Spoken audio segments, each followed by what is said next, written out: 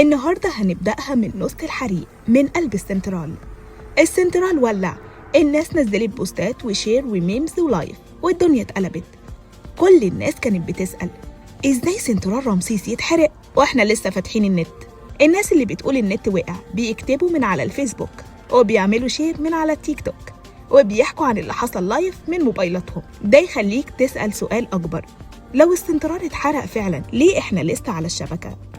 أيوة، سنترال رمسيس مهم وفعلا اتحرق، لكن البلد مش عايشة على كابل واحد ولا سيرفر فوق سطح بيت في وسط البلد. إن مصر بقالها كام سنة بتبني تحت رجلك وانت مش واخد بالك. العاصمة الإدارية فيها داتا سنتر عالمي، الشروق فيها مركز احتياطي بيشيل الخدمة لو حصل انهيار، العين السخنة فيها مركز بيانات حكومي ضخم بيخدم الدولة كلها. القلب الحقيقي كان شغال وبيدق.